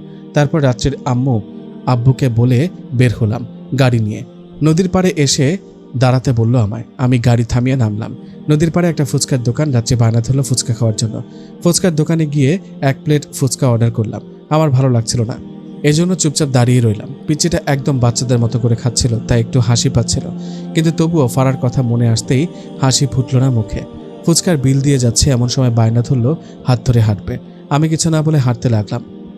আকাশ হঠাৎ মেঘলা হয়ে গেল। এই বুঝি অঝোর ধারায় বৃষ্টি নামবে। শীতল হাওয়া বইছে। রাত্রির ঠান্ডায় আমার হাত শক্ত করে ধরে আমার দিকে সেটে আসলো। আমি হাঁটছি, রাত্রি একা একা বকবক করছে। আমার যেন মন এখানে নেই, শুধু ফারার কথা চিন্তা হচ্ছে। হঠাৎ বৃষ্টি নেমে এলো। রাত্রি আমার হাতটা ছেড়ে দিয়ে বৃষ্টিতে ভিজতে লাগলো। আমি দৌড়ে একটা ছাউনির নিচে দাঁড়ালাম। পিচ্ছিটা বাচ্চাদের মতো করে ভিজতে লাগলো। না চাইতেও আমার চোখ সেদিকে গেল। রাত্রের এই পাগলামিটা ভালো লাগায় পরিণত হয়ে গেল। কিছুক্ষণের মধ্যে নিজেও বুঝতে পারলাম না কখন আমার মন ভালো হয়ে গিয়েছে। একসময় রাত্রি এসে আমায় টেনে নিয়ে গেল। দুজনে ভিজতে লাগলাম, কিন্তু আমার কেমন যেন হিংসে হচ্ছিল, কেননা বৃষ্টির ফোঁটাগুলো রাত্রিকে ছুঁয়ে যাচ্ছিল। তাই খুব রাগ উঠেছিল, তবুও নিজেকে ঠিক করে নিলাম। ভেজা শেষ হলে বাসায় চলে গেলাম। রাত্রির খুব ঠান্ডা লেগে গেল। ভালো হয়েছে, ভিজেছিস এখন বোঝ। ভাইয়া, আমার ইচ্ছা করছিল তাই ভিজেছি। ভালো। রাত্রিকে ওষুধ খাইয়ে সোফায় ঘুমিয়ে গেলাম। পরের দিন বিকেলে বাড়ি যাচ্ছি গাড়িতে। রাস্তায় রাত্রে গাড়ি থামাতে বললে থামালাম। কি হয়েছে? আইসক্রিম খাবো। তোর না ঠান্ডা? তবুও খাবো প্লিজ। আমি বারণ করতে পারলাম না। এমন সময় কোথা থেকে ফারহা এসে আমায় জড়িয়ে ধরে কিস করলো আমার গালে। পুরোই শকটা আমি। আমাদের এমন দেখে রাত্রি রাস্তার দিকে দৌড় দিল। আমি ফারহাকে ছেড়ে রাত্রি বলে ডাক দিলাম। এমন সময় একটা গাড়ি এসে কিস করলো আমার গালে। পুরোই শকটা আমি। আমাদের এমন দেখে রাত্রি রাস্তার দিকে দৌড় দিল। আমি ফারহাকে ছেড়ে রাত্রি বলে ডাক দিলাম। এমন সময় একটা গাড়ি চলে এলো। আমি চিৎকারটা দিয়ে মাটিতে বসে পড়লাম। আমি ভেবেছি হয়তো রাত্রি মারা গেছে। বসে বসে মাথা নিচু করে কান্না করছি। ফারহা অবাক হয়ে সব দেখছে যে আসলে কি ঘটেছে এখানে। আমি বসে আছি, এমন সময় আমার সামনে কেউ এসে দাঁড়ায়। আমি কাঁদতে কাঁদতে তার মুখের দিকে চেয়ে দেখতে চাইলাম আসলে কে সে। মুখের দিকে তাকাতে বসা থেকে উঠে পড়লাম, কেননা মেয়েটা আর কেউ না, রাত্রি। ওকে দেখে এত খুশি হলাম যে ওকে জড়িয়ে ধরে ওর পুরো গালে চুমুতে ভরিয়ে দিলাম। ভাইয়া থামেন থামেন, এমন করছেন কেন? কাঁদছেন কেন? আমি এবার রেগে রাত্রির গালে ঠাস করে চর মেরে দিলাম। রাত্রি চর খেয়ে কাঁদতে লাগলো। ভাইয়া তুমি পচা, আমায় মারো। তাহলে তুই এভাবে দৌড় দিলি কেন? যদি কিছু হয়ে যেত? আরে আমি তো ফুল আনতে গিয়েছিলাম। ওই পাশে তাকিয়ে দেখো, ফুল বিক্রি করছে। আমি অন্য পাশে তাকিয়ে দেখলাম সত্যিই তাই। এমন সময় ফারহা আমাকে কিছু প্রশ্ন করলো। সোহান, এই মেয়েটা কি তোমার বোন? না, এই আমার বউ। কি? হ্যাঁ, কিন্তু তো পিচ্ছি। জানি না, আম্মু সব ঠিক করেছে। আচ্ছা ভাইয়া, এই আপুটা তোমায় এত আদর করে? আদর মানে? এই যে তোমায় জড়িয়ে ধরে তোমার গালে চুমু খেলো, এটা তো আদরই। তাহলে তুই রাগ করে দৌড় দিস নাই? না তো, আমি তো ফুলের জন্য দৌড় দিয়েছি। এরপর আমি আর কি করব বলেন? পিচ্ছি, একদমই পিচ্ছি। ফারহাকে বিদায় বলে রাত্রিকে নিয়ে বাসায় চলে এলাম। অন্যদিকে ফারহা কিছু ভাবছে মনে মনে। বাহ, এই মেয়েটা সোহানের বউ, যে কিনা কিছুই জানে না। ওকে তো আমি এক তরিতে সোহানের জীবন থেকে সরিয়ে দিয়ে আমি ওর জীবনে যাব। সোহান শুধু আমারই, আমারই, আমারই। কথা বলে ফারহা ভিলেনের হাসি দেয়। তারপর বাসায় ফিরে যায়। মাঝরাতে সবাই ঘুমিয়ে পড়েছে। আমি বেলকনিতে দাঁড়িয়ে আছি। এমন সময় ফোনটা বেজে ওঠে। তাকিয়ে দেখি ফারহা ফোন দিয়েছে। কি করে আমার সোনাটা? এই তো দাঁড়িয়ে আছি। তুমি? আমি তো শুয়ে শুধু তোমার কথা ভাবছি। তুমি আমার উপর রেগে নাও? তোমায় ভালোবাসি। আমি তোমার উপর রেগে থাকতে পারি বলো? সত্যি? আরে হ্যাঁ সত্যি। আমার না প্রচুর ঘুম ধরছে। কি করব? ঘুমিয়ে পড়ো। রাগ করবে না তো? রাগ করবো কেন? হ্যাঁ, ঘুমাও যাও। ঠিক আছে। এরপর আর কোনো কথা না বলে ঘুমিয়ে পড়লাম। 2 দিন পর ফোন টিপছি। এমন সময় চিৎকার করতে করতে রাত্রি পেছন থেকে আমায় জড়িয়ে ধরল। আমি অমনি ঘুরে দাঁড়ালাম। কি হয়েছে? তেলাপোকা? হায় আল্লাহ, তাই বলে এত জোরে চিৎকার করতে হবে? ও কি তোকে খেয়ে ফেলবে? না, সেটা না। কেমন করে যেন হাঁটে, ভয় লাগে। যা এখন। বিকেলের দিকে শুয়ে আছে। এমন সময় রাত্রি আমার সামনে এসে দাঁড়ালো। কি হয়েছে? ভাইয়া, আমার বান্ধবীর বাসায় যাব। যা, আর আম্মুকে বলে যাস। ঠিক আছে। কথা বলে রাত্রি চলে গেল। আমি আমার মতো শুয়ে রইলাম। এভাবে কয়েকদিন চলে গেল। এই কয়েকদিনে ফারহা প্রতিদিন আমার কাছে এসে আমার সাথে সময় কাটিয়েছে, এমনকি আমার সাথে খুব ঘনিষ্ঠ থেকেছে। কিন্তু রাত্রি পিচ্ছি, তাই এগুলো কিছুই বোঝেনি। আর প্রতিদিন রাত্রি বিকেলে কোথাও না কোথাও যায়। একদিন বিকেলে শুয়ে আছে। এমন সময় রাত্রি এসে আমায় ডাক দেয়। কি হয়েছে? ঘুম ভাঙালি কেন? এক জায়গায় যাব। কোথায়? আম্মুর ওখানে। আম্মুকে বলে যা। ঠিক আছে। রাত্রি চলে গেল। আমি উঠে ফ্রেশ হয়ে কিছু খেয়ে নিলাম।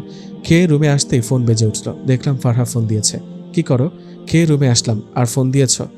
তোমার বউ কোথায়? ওর আম্মুর ওখানে গেছে। তোমার বউ পিচ্ছি, তাই না? হ্যাঁ, কেন? দেখো, তোমার বউ পার্কে কারো কাঁধে মাথা রেখে নতুন স্বপ্ন দেখছে। আমার বিশ্বাস হয় না। গিয়ে দেখো। ফারহার কথা মতো আমি পার্কে গিয়ে হয়ে দাঁড়িয়ে পড়লাম। রাত্রি কারো কাঁধে মাথা রেখে বসে আছে। খুব রাগ হলো। গিয়ে ঠাস করে চর মারলাম রাত্রিকে। ছি, তুই এভাবে আরেকটা ছেলের সাথে? ও, এখন আরেকটা ছেলের সাথে? তুমি যে অন্য মেয়ের সাথে কত ঘনিষ্ঠ হয়ে থাকো তখন? কথাটা শুনে যেন আমার পায়ের তলা থেকে মাটি সরে গেল।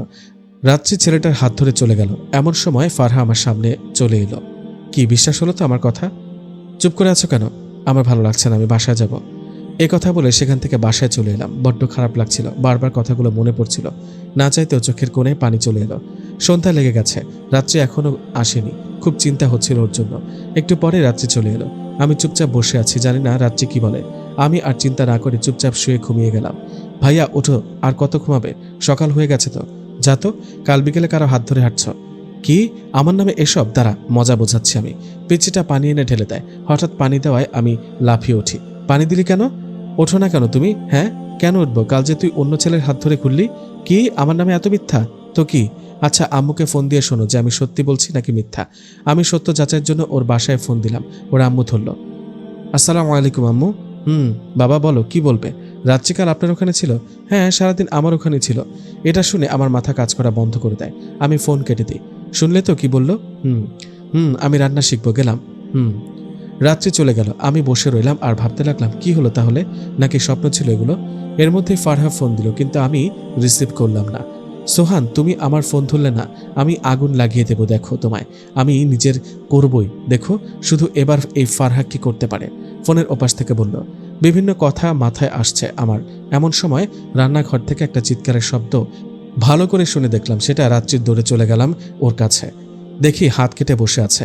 দৌড়ে গিয়ে হাতটা মুখে নিয়ে নিলাম। রাত্রির বাচ্চাদের মতো লাফালাফি শুরু করে দিল।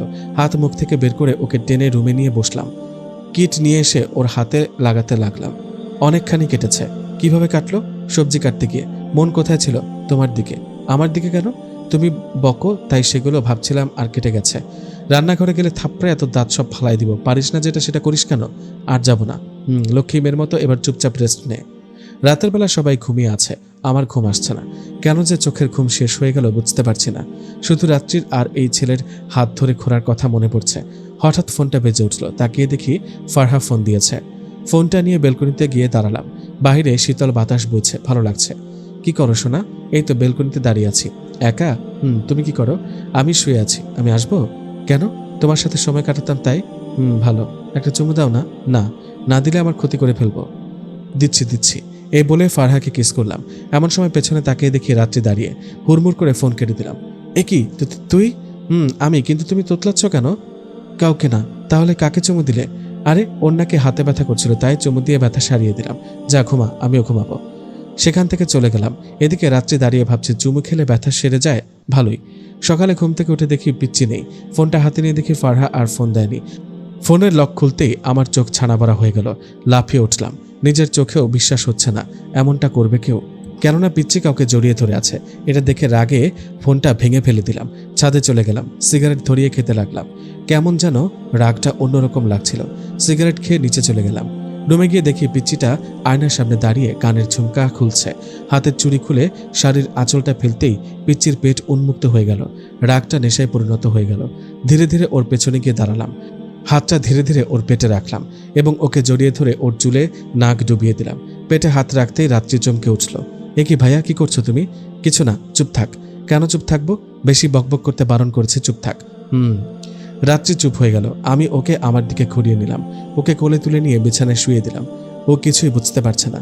আমি ওর ওপর ভর না দিয়ে শুয়ে পড়লাম। ওর ঠোঁটের দিকে তাকিয়ে আছে, কেমন যেন নেশা নেশা লাগছে। ধীরে ধীরে ওর ঠোঁটের দিকে নিতে লাগলাম আমার ঠোঁট। ও নরম গোলাপের পাপড়ির মতো ঠোঁট কাঁপছে। ধীরে ধীরে কখন ওর ঠোঁটের সাথে ঠোঁট মিশিয়ে দিয়েছে আমি নিজেও জানি না। ও ঠোঁটের সাথে ঠোঁট মিশিতেই ও আমায় শক্ত করে জড়িয়ে ধরেছে। হঠাৎ মনে পড়ল ওর অন্য ছেলের সাথে ছবি দেখেছে। রাগের ঠোঁটে কামড় দিয়ে উঠে দাঁড়ালাম। রাত্রি উঠে দাঁড়ালো। কি হলো ভাইয়া, তুমি রাগ করলে কেন? আমি তখন পকেট থেকে ফোন বের করে ওকে দেখিয়ে দিলাম। ও দেখে কয়েক পা পিছিয়ে গেল। চোখ দিয়ে পানি পড়ছে। আমি আর কিছু না বলে চলে গেলাম বাইরে। ওকে জিজ্ঞেস করলাম না ও কোথায় গিয়েছিল। রাতে বাসায় ফিরলাম। বাসায় আসতেই আম্মু ইচ্ছা মতো বকুনি দিল। আমি সেটা এক কান দিয়ে শুনে অন্য কান দিয়ে বের করে দিলাম। বকবক শেষ হলে রুমে গেলাম। রুমে গিয়ে দেখি রাত্রি এখনো কাঁদছে। কাঁদতে কাঁদতে চোখ ফুলিয়ে ফেলেছে। নাকের ডগা লাল হয়ে আছে। ওকে এই অবস্থায় দেখে সব রাগ ভুলে গেলাম। ওই শোন, কথা বলবি না? না, তুমি পচা, কথা বলবো না তোমার সাথে। পিচ্ছি আমার, রাগ করে না, কান ধরেছি। খেয়েছিস? না। আচ্ছা, আমি খাবার আনছি, ওয়েট কর, খেয়ে নিবি। না, খাবো না। বেশি কথা বললে থাপড়ায় সব দাঁত ফালাই দিব। আর কিছু বলল না। খাবার এনে ওকে খাইয়ে দিলাম, নিজেও খেয়ে নিলাম। খাওয়া শেষ হলে ওকে কোলে করে ছাদে নিয়ে গেলাম। সব যেন ভুলে গিয়েছি। ও চুপটি করে রয়েছে। ছাদে দোলনায় গিয়ে আমি আগে বসে ওকে বসিয়ে দিলাম। ও আমার বুকে মাথা রেখে শুয়ে রইল। আমি ওর দিকে তাকিয়ে আছি। অপরূপ দেখতে লাগছে ওকে, বলে বোঝাতে পারবো না। ওর মাঝে নিজেকে হারিয়ে ফেলেছিলাম। এসব ভাবছি এমন সময় দেখি পিচ্চিটা ঘুমিয়ে গেছে। আমি ওকে কোলে তুলে নিয়ে বিছানায় শুয়ে দিয়ে আমি সোফায় শুয়ে পড়লাম। পরের দিন সকালে ফোনের শব্দে ঘুম ভেঙে গেল। তাকিয়ে দেখি ফারহা ফোন দিয়েছে। কি খবর? ভুলে গেলে তাই না? ভুলবো কেন? তাই তো দেখছি ভুলেছ। আমার কোনো খোঁজ খবর নেই, মরে গেছি নাকি বেঁচে আছি। আসলে বিজি তো। বউকে নিয়ে তাই না? সোহান, আমি জানি। হ্যাঁ, তুমি নিজের কাছে প্রশ্ন করে দেখো কাকে নিয়ে বিজি, তাই উত্তর পাবে। এটা বলে ও ফোন কেটে দিল। আমি ওর কথাগুলো ভাবতে লাগলাম। নিজের মধ্যে আসলেও আমি পিচ্চিকে ভালোবেসে ফেলেছি। না না, এটা সম্ভব নয়। আমি শুধু ফারহাকে ভালোবাসি। বিকেলে শুয়ে ফোন টিপছি, এমন সময় রাত্রি গাল ফুলিয়ে আমার সামনে এসে বসলো। ওকে এমন দেখে আমি উঠে বসলাম। কি হয়েছে? তুমি পচা, বিকেলে আমায় ঘুরতে নিয়ে যাও না। ঠিক আছে, তৈরি হওয়া, নিয়ে যাচ্ছি। কেন জানি না ওর ইচ্ছাটা ফেলতে পারলাম না। আমি একটা নীল পাঞ্জাবি পরলাম, কালো প্যান্ট, হাতে একটা ঘড়ি। ওর রুমে গিয়ে ওকেও নীল শাড়ি পরিয়ে দিয়ে আমি বাহিরে চলে এলাম।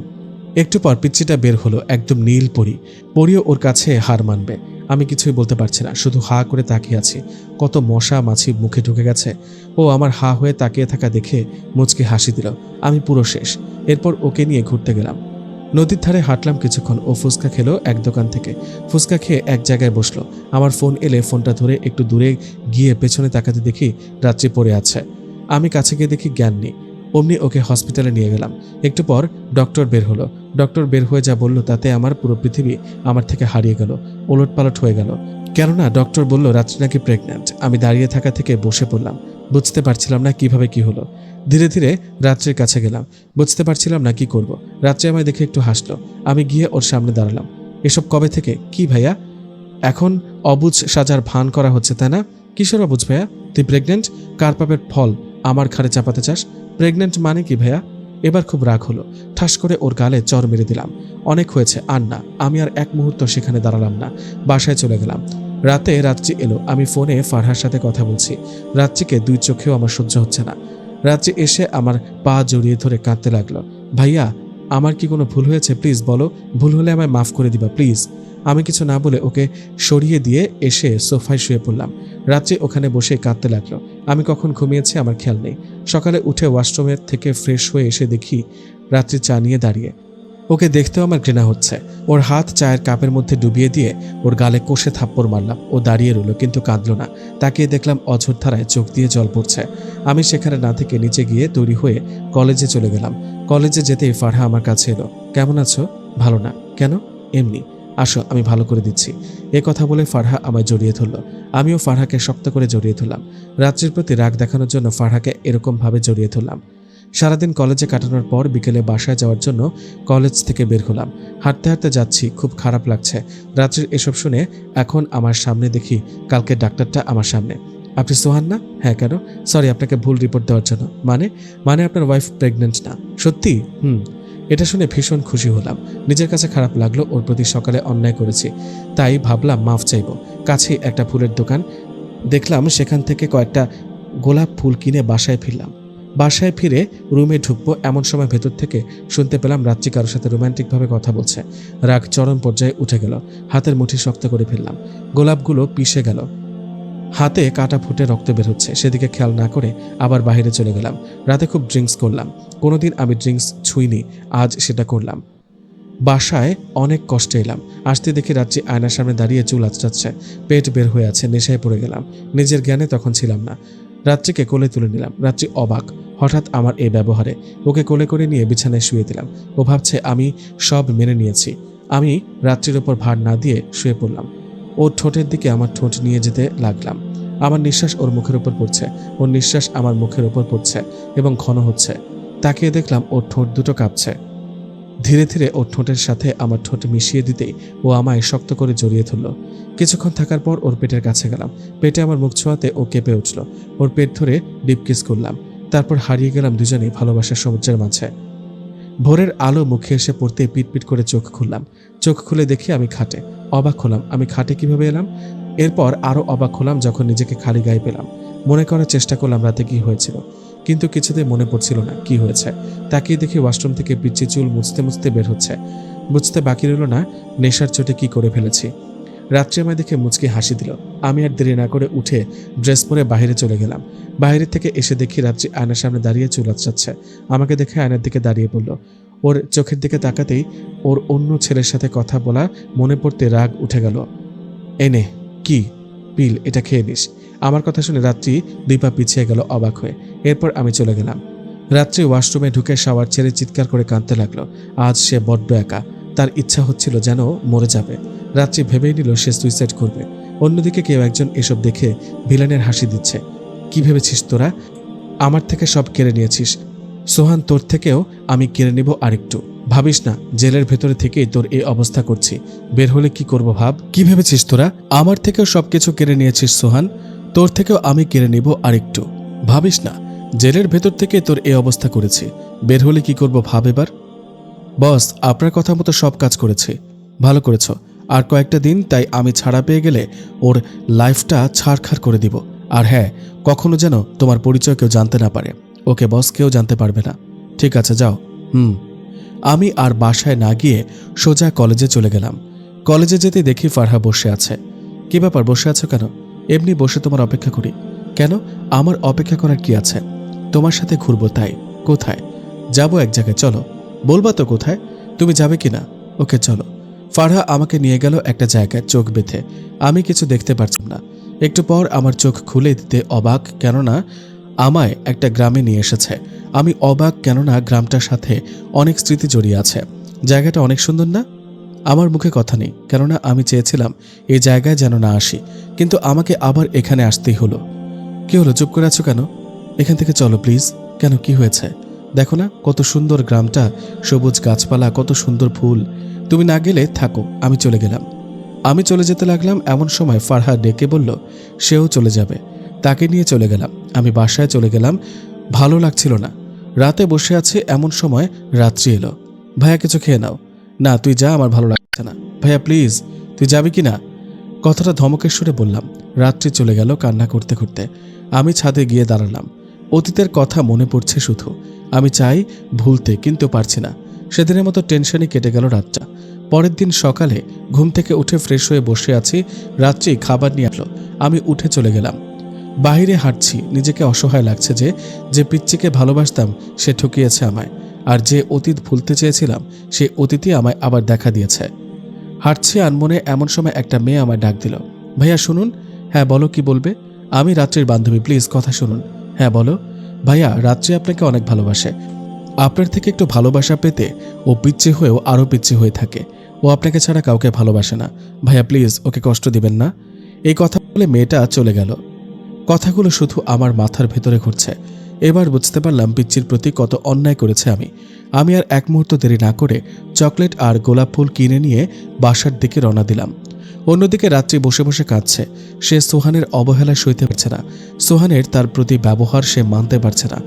এমন সময় দেখে সোহানের ফোন বাসায় ফেলে গেছে।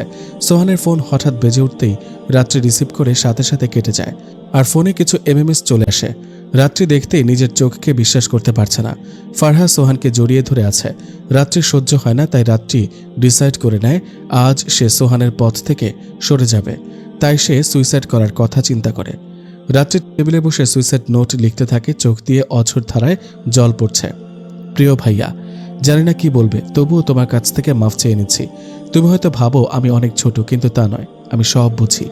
জানো, তোমার ছোটবেলা থেকে অনেক ভালোবাসতাম, তাই তোমার কাছে পিচ্চি সেজে থাকতাম। আমি সব বুঝেও তোমার কাছে না বোঝার ভান করতাম। তোমায় অন্য কারোর সাথে দেখলে আমি সহ্য করতে পারি না। যখনই ফারহা আপুর সাথে তোমায় ঘনিষ্ঠভাবে দেখতাম খুব রাগ হতো।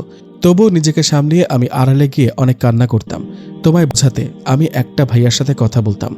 আমি ভেবেছিলাম এতে তুমি বুঝবে। বেশি বললে মাফ করে দিও আমায়। একটু মনে রেখো প্লিজ। আমি চাই না তোমায় কষ্ট দিতে, কিন্তু তোমার পথের কাটা হয়ে বেঁচে থাকতেও চাই না। ভালো থেকো, সুস্থ থেকো, আর নিজের খেয়াল রেখো। আল্লাহ হাফেজ। এটা রেখে রাত্রি বেলকনি দিকে কিছুক্ষণ আকাশের দিকে তাকিয়ে কান্না করল তার বাবা মায়ের জন্য। তারপর রুমে এসে ওয়াশরুমে ঢুকে দরজা বন্ধ করে দিল। হাতে একটা ব্লেড নিয়ে কিছুক্ষণ ভেবে হাতে জোরে টান দিয়ে দেয়। সাথে সাথে রক্ত বের হতে থাকে। একসময় রাত্রি পড়ে থাকে রাত্রির নিথর দেহটা। এদিকে আমি বাসায় এসে খুঁজতে লাগলাম পিচ্চিটাকে, কেননা আমি ওর প্রতি অন্যায় করেছি। নিজের কাছে অনুতপ্ত হচ্ছি। জানি না ও কি করবে। মুখে একরাশ হাসি আর বুকে ভালোবাসা নিয়ে আম্মু রাত্রি কোথায়? দেখ, হয়তো রুমে আছে। ঠিক আছে। রাত্রির সাথে দেখা করার জন্য আমার তর সইছে না। একটুও দেরি করলাম না, সোজা দৌড়ে নিজের রুমে চলে গেলাম। কিন্তু হতাশ, রুমে পেলাম না। ভাবলাম হয়তো বেলকনিতে আছে। ডাকতে ডাকতে বেলকনিতে গেলাম, কিন্তু সেখানে গিয়েও হতাশ হয়ে ফিরতে হলো। রুম থেকে বের হব এমন সময় টেবিলের দিকে চোখ পড়ল। টেবিলে একটা কাগজ দেখতে পেয়ে কাগজটার কাছে গিয়ে হাতে নিয়ে পড়তে শুরু করলাম, কিন্তু ভাবিনি পিচ্চিটার সব কথাগুলো এই কাগজে আবদ্ধ রয়ে আছে। নিজেকে সামলাতে পারলাম না, পাগলের মতো হয়ে গেলাম। চোখ ঝাপসা হয়ে গেল। খুঁজতে থাকলাম রাত্রিকে, কিন্তু কোথাও পেলাম না। শেষে নিজের রুমে এসে খেয়াল হলো ওয়াশরুমের দিকে। ধীরে ধীরে ওয়াশরুমের দিকে এগিয়ে গেলাম। বুকের হার্টবিট বেড়ে চলছে, যত এগোচ্ছি ততই। ওয়াশরুমে ধাক্কা দিতে দেখি দরজা লক করা। একটু স্বস্তি পেলাম। রাত্রি, তুই ভেতরে? আমার উপর রাগ করিস না প্লিজ, বের হ, তোকে কিছু কথা বলার আছে। আমি ওয়েট করছি। আমি কিছুক্ষণ খাটের উপর বসে থাকলাম, কিন্তু ভেতর থেকে কোনো সারা শব্দ নেই। ভয়টা বেড়ে গেল। এবার আর দেরি না করে জোরে জোরে ধাক্কাতে লাগলাম দরজা। দরজার শব্দে আম্মু চলে এসেছে। আরও জোরে ধাক্কা দিয়ে দরজা ভেঙে ফেললাম। দরজা ভেঙে ভেতরে ঢুকতে আমি থ হয়ে গেলাম। সামনে যা দেখলাম তাতে আমার পুরো পৃথিবী অন্ধকার হয়ে গেল। ঠাস করে পড়ে গেলাম মাটিতে। এরপর আর কিছু মনে নেই। সরি মিস্টার সোহান, আপনার ওয়াইফকে বাঁচানো সম্ভব হলো না। কথাটা শুনতে না বলে চিৎকার দিয়ে উঠলাম। তাকিয়ে দেখি আমি হসপিটালের বেডে শুয়ে আছি। আমার পাশে আম্মু বসে আছে আর রাত্রির মা বাবা। আমার জ্ঞান ফিরতে আমার মুখ দিয়ে একটাই কথা বের হলো, রাত্রি কই? সবাই যেন এই ভয়টাই পাচ্ছিল আমার থেকে। আমার প্রশ্ন শুনে সবার মুখ কালো হয়ে গেল। রাত হয়ে গেছে। আমি উঠে পাগলের মতো করতে লাগলাম, কিন্তু ওরা আমায় ধরে রাখলো। আম্মু, তুমি অন্তত আমায় যেতে দাও প্লিজ। বাবা, জেদ করিস না। আমি ডক্টর থেকে শুনতে চাই, আর আমাকে থামালে এর থেকে বেশি খারাপ হয়ে যাবে। এরপর আর কেউ আমাকে বাধা দিল না। আমি উঠে চলে গেলাম ডক্টরের কাছে। ডক্টর, রাত্রির কি হয়েছে প্লিজ বলুন। দেখুন, আপনারা দেরি করে ফেলেছেন, কিন্তু তবুও একটা চান্স আছে। আমরা একটা স্যালাইন দিয়েছি, তবে 48 ঘন্টা পার না হলে কিছু জানানো সম্ভব না। আমার কথাটা শুনে পুরো পৃথিবী অন্ধকারে ছেয়ে গেল, তবে আশার একটা আলো পেয়ে মনের মধ্যে এখনও জোরটা থেকে গেল। আমি কি ওকে একটাবার দেখতে পারি? না, আপাতত দেখতে পারবেন না। এই কথা বলে আমায় আর সুযোগ দিল না কথা বলার। চলে গেলেন ডাক্তার। আমিও বসে পড়লাম, মুখ দিয়ে কোনো কথা বের হচ্ছে না। ভোরের আলো চোখের উপর পড়তে চোখ পিটপিট করে তাকালাম। ঘুমহীন রাত কেটেছে, শুধু সকালের দিকে একটু চোখ লেগেছিল। নিজের মাঝে কোনো শক্তি পাচ্ছিলাম না। সব যেন ফুরিয়ে গেছে, ভেঙে পড়েছে একদম। অন্যদিকে বস সোহানের অবস্থা খারাপ। এটাই তো চেয়েছিলাম, আরও খারাপ হবে ধীরে ধীরে। কিন্তু বস, ওর বউ তো মরে যাবে তাহলে। খবরদার না, যেভাবে পারো ওর বউকে বাঁচাতেই হবে, কারণ ওর দুর্বল পয়েন্টে পেয়ে গিয়েছি আমি। তুমি যেভাবে পারো ওকে বাঁচাবে। ওর সব কিছু তো মাত্র শুরু। ও আমার যেভাবে সব কেড়ে নিয়েছে, আমিও কারবো ঠিক অমন করে। ওকে বস। আর হ্যাঁ, কেউ যেন না জানে তোমার পরিচয়। ভাববেন না বস, কেউ জানতে পারবে না। সারাদিন কেটে গেল, এখনও কোনো কিছুই পেলাম না। কি করব বুঝতে পারছিলাম না। আমার ভালোবাসা আমাকে ছেড়ে আজ চলে যাবে, এটা আমি হতে দিব না। ওকে আমায় বাঁচাতেই হবে। কাঁদতে কাঁদতে চোখের জল ফুরিয়ে গিয়েছে, চোখ ফুলে গেছে, খাওয়া দাওয়া বন্ধ। অবশেষে 46 ঘন্টা কেটে গেল। এর মধ্যে কিছু হয়নি এখনো। না জানি আর 2 ঘন্টা পর কি হবে। সবাই অনেক চিন্তিত। আমার তো জ্ঞান যায় যায় অবস্থা। একবার যদি পিচ্চির কিছু হয়ে যায়, আমি নিজেকে ক্ষমা করতে পারবো না, বেঁচে থাকতেও পারবো না। জানি না কি হবে এরপরে। বসে আছে মাথা নিচু করে। এমন সময় ডক্টর দৌড়ে এলো। আমি তাড়াহুড়ো করে উঠে দাঁড়ালাম। ডক্টর সাহেব, কি খবর?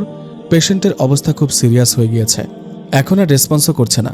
ইমিডিয়েট AB নেগেটিভ রক্ত জোগাড় করুন, আমাদের এখানে নেই। কথাটা শুনে আমার মাথায় বাজ পড়ল। দৌড়ে সবার কাছে গেলাম, কিন্তু কারো রক্তের মিল নেই।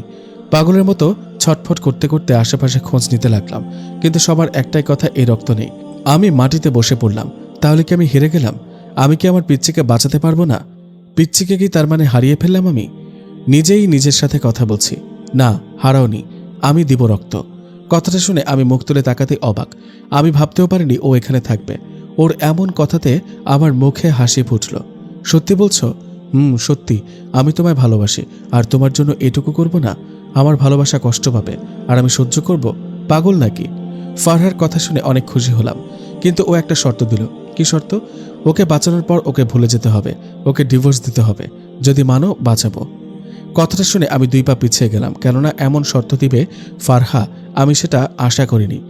আমি বুঝতে পারছি না কি করব। একদিকে পিচ্চিকে হারানোর ভয় কুরে করে খাচ্ছে, যদিও এটা বাঁচার আশা আছে, আর অন্যদিকে ফারহার অদ্ভুত শর্ত। বুঝতে পারছি না কি করব আমি, কোন দিকে যাব। কিন্তু মনের মধ্যে একটাই কথা আসছে, পিচ্চিকে বাঁচাতে হবে, কারণ ওর সাথে আমার জীবন জুড়ে আছে। কি হলো, কথা বলছো না কেন? দেখো ফারহা, তোমায় আমি শুধু বন্ধু ভাবি, এছাড়া কিছু না। এটা তোমার ব্যাপার, আমারটা আমি বলে ফেলেছি। এখন তুমি যেটা পারো করতে পারো। ওকে, আমি ওর থেকে চাই না রক্ত। আমি সব জায়গায় খুঁজবো, সব জায়গায় খোঁজা শুরু করে দিলাম, কিন্তু কোথাও পাচ্ছি না। অন্যদিকে বস আপনার কথা মতো সব জায়গা থেকে রক্ত সরিয়ে নিয়েছে। ভালোই করেছিস, কিন্তু বস একটা মেয়ে রক্ত দিতে গেছে। মেয়েটার নাম কি? ফারহা। মেয়েটার উপর নজর রাখিস, আর হ্যাঁ দেখিস কখন কি করে। ওকে বস। এদিকে আমি সব জায়গায় খুঁজেও রক্ত পেলাম না। সবাই শুধু বলছে একটু আগে বিক্রি হয়ে গিয়েছে। মাটিতে বসে পড়লাম। তাহলে কি আমি হেরে গেলাম? না, আমি হারতে পারি না। আমি হেরে গেলে আমার পিচ্চিকে কে বাঁচাবে? এসব ভাবছি আর রাস্তা দিয়ে হাঁটছি। সময় এগোচ্ছে তার গতিতে। শেষমেশ হেরে যেতে হলো ফারহার কাছে। তার শর্ত মেনে নিয়ে হলেও পিচ্চিকে আমার বাঁচাতে হবে। আর দেরি না করে তাড়াতাড়ি ফারহাকে বলে দিলাম। ফারহা শুনে অনেক খুশি, কিন্তু আমার জীবন থেকে হাসি চলে গেল। হাঁটতে হাঁটতে হসপিটালে গেলাম। ফারহা রক্ত দিচ্ছে, আমি বসে আছি পিচ্চির বেডের কাছে। কখন ঘুমিয়ে গিয়েছে জানি না। সকালে ভোরের আলো চোখের উপর পড়তেই ঘুম ভেঙে গেল আমার। চোখ খুলে দেখি আমি পিচ্চির হাত ধরে আছি। ভালোভাবে হাত দুটো ধরে পিচ্চির মুখের দিকে তাকালাম। রাত্রির মুখটা খুব মায়ায় ভরা ছিল তখন। ঘুমিয়ে আছে, মুখে মাস্ক লাগানো। চোখের সামনে ভাসতে লাগলো কয়েকদিন আগের ঘটনা, যখনও সে আমার সাথে দুষ্টুমি করায় ব্যস্ত ছিল, আর আজ শুয়ে আছে এই বিছানায়। কান্না পাচ্ছে। ওর এই অবস্থা দেখে নিজেকে বড় দোষী মনে হচ্ছে এখন, কেননা ওর এই অবস্থার জন্য একমাত্র আমিই দায়ী। 2 দিন কেটে গেল। ডক্টরদের সময় হিসেবে আরও 1 দিন বাকি আছে। সন্ধ্যায় বসে আছে সবার সাথে। আমার আর তর্স হয়েছে না। আর 1 দিন পার হবে কিভাবে? ওদিকের কি অবস্থা? বস ভালোই। তোমায় কেউ চিনতে পারেনি তো? না বস, কেউ চেনেনি, আপনি ভাববেন না। আচ্ছা, গেমটা একটু মজাদার করা যাক। কিভাবে বস? ডক্টর কি বলেছে? কাল জ্ঞান ফিরবে। ঠিক আছে, পরে বুঝবি কিভাবে মজাদার করব, এখন না। এদিকে আমার কোনো রকম ভাবে রাতটা পার হলো। সকাল হয়ে গিয়েছে, ঘুমহীন রাত কেটে গিয়েছে। পিচ্চির হাত ধরে বসে আছি। হঠাৎ দেখতে পেলাম পিচ্চিটা চোখ খুলছে। আমার হার্টবিট বেড়ে চলেছে। সবাইকে ডাক দিয়ে আমি বাইরে চলে গেলাম। সবাই কথা বলে বের হয়ে আমাকে ভেতরে যেতে বলল। আমি ধীরে ধীরে ভেতরে গেলাম। আমার পা কাঁপছে, যেতে পারছি না। চুপচাপ গিয়ে পিচ্চির পাশে বসলাম। দুজনেই চুপচাপ। আমি আর চুপচাপ না থেকে বলে উঠলাম, আমায় মাফ কর প্লিজ, আমি তোকে হারাতে চাই না। প্লিজ চুপ করে থাকিস না। তুই যদি চুপ করে থাকিস তাহলে আমি নিজেকে শেষ করে দিব। এ কথা বলতেই রাত্রি কান্না করতে করতে উঠে আমায় জড়িয়ে ধরল। আমিও নিজেকে আটকাতে পারলাম না, ওকে জড়িয়ে ধরে আছি।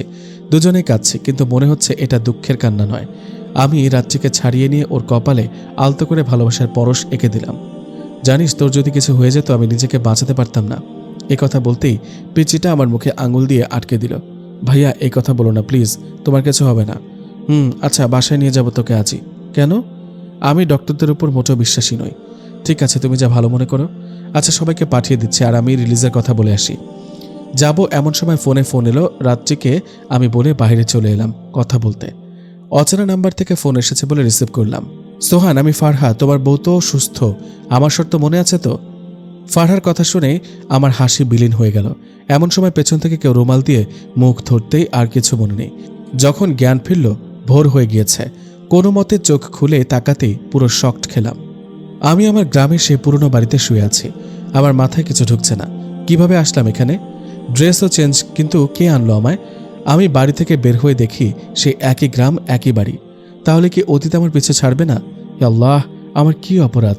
বলো, আমার কাছে আমার অতীত কি চায়? কেন আমার পেছনে পড়ে আছে? আমি আর এক মুহূর্ত সেখানে না থেকে সোজা বাসায় চলে গেলাম। বাসায় যেতে দেখি পিচ্চিটা বসে আছে, আমার জন্য যেন অপেক্ষা করছিল। কই ছিলে ভাইয়া তুমি? কোথাও না, একটু কাজে গিয়েছিলাম। আচ্ছা ঠিক আছে, ফ্রেশ হয়ে নাও, খাবে চলো। আচ্ছা, তুই খেয়েছিস? না। কেন? তোমাকে ছাড়া আমি খাই বলো? একটা ট্রেনে চড় দিব। কেন?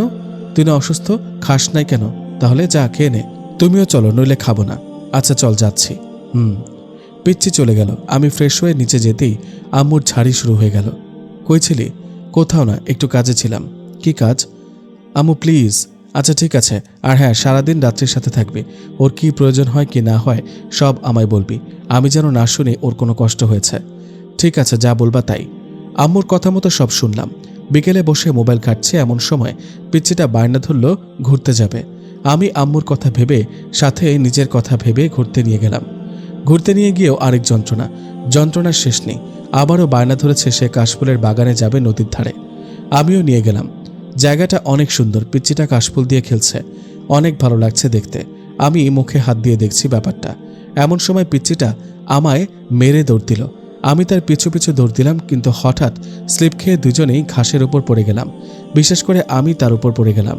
পড়ে যাওয়াতে আমার ঠোঁট পিচ্চির ঠোঁটের সাথে লেগে যায় একটু। রাত্রে চোখ বড় বড় করে তাকায়। আমি আবার ওর চোখের দিকে তাকিয়ে আছি। কোথায় হারিয়ে গিয়েছি নিজেই বুঝতে পারলাম না। রাত্রিটাকে হুঁশ ফিরল। ইস, কখন থেকে ডাকছি যে আমি শেষ হয়ে গেলাম, কোনো খবরই নেই ওনার। উফ, কি ভারী। ওই, আমি ভারী না? সেটা ভালোই বুঝতে পারলাম। চল বাড়ি চল। পিচ্চিকে নিয়ে বাসায় চলে গেলাম। 2 দিন পর এখন মোটামুটি সুস্থ রাত্রি। এই 2 দিনে অনেক কেয়ার করেছি, যার কারণে অনেকটা সুস্থ হয়ে গিয়েছে। শুয়ে আছে, রান্নাঘর থেকে ডাক এলো। বাসায় কেউ নেই, এজন্য কি লাগবে জানতে রান্নাঘরে গেলাম। কিন্তু রান্নাঘরে গিয়ে এমন কিছু হবে মোটেও চিন্তা করিনি, কেননা রান্নাঘরে ঢুকতেই চোখ গেল পিচ্চিটা শাড়ি পরে আছে আর পেট দেখা যাচ্ছে। আমি নেশায় পড়ে গেলাম। ধীরে ধীরে এগোতে লাগলাম, হাত বাড়িয়ে দিয়েছি, হাত কাঁপছে। আর দেরি না করে হাতটা রাত্রের পেট দিয়ে জড়িয়ে ধরি। আমার হঠাৎ ছোঁয়া পেয়ে কেঁপে ওঠে। রাত্রের চুলের মাঝে নাক ডুবিয়ে দিই। মাতাল করা ঘ্রাণ বের হচ্ছে। ভাইয়া ছাড়ো, কি করছো? আমি কোনো কথা বলছি না, আরো শক্ত করে জড়িয়ে ধরেছি পিচ্চিটাকে। একসময় ছেড়ে টান দিয়ে আমার সামনের দিকে করে নিলাম। নেশায় পড়ে গিয়েছি। চোখ পড়ল রাত্রির ঠোঁটের দিকে। ভাইয়া যাও তো, রান্না করতে দাও। এবারও কিছু না বলে ওর দিকে এগোতে লাগলাম। রাত্রি ধীরে ধীরে পেছাতে লাগলো আর আমাকে বাধা দেওয়ার চেষ্টা করলো। আমি ওর বারণ না শুনে আরও এগোতে লাগলাম। একসময় রাত্রি দেওয়ালের সাথে ঠেকে গেল আর আমাকে বাধা দিতে চেষ্টা করলো। আমি ওর 2 পাশে ওর হাত দুটো চেপে ধরলাম, যাতে পালাতে না পারে। রাত্রির ঠোঁটগুলো কাঁপছে। আমি ধীরে ধীরে ওর মুখের দিকে আমার মুখ এগিয়ে নিতে লাগলাম। ওর নিঃশ্বাস ঘন হয়ে গেল, আমার নিঃশ্বাস অনুভব করতে পারছে। একসময় ও চোখ বুজে ফেলল। আমি মুচকে একটা হাসি দিয়ে ওর কপালে একটা ভালোবাসার পরশ এঁকে দিয়ে ওর হাত ছেড়ে দিলাম। পিচ্চিটা চোখ খুলে আমায় জড়িয়ে ধরল। আমিও শক্ত করে নিজের বুকে ওকে টেনে নিলাম। প্রিয় মানুষটাকে একটু ভালোবাসা দিলেই তারা অনেক খুশি হয়ে যায়। প্রয়োজন পড়ে না ঠোঁটে কিস করার, কারণ কিছু কিছু ভালোবাসা আছে যেটা একজন চাইলে তার প্রিয় মানুষ সেটা বোঝে না।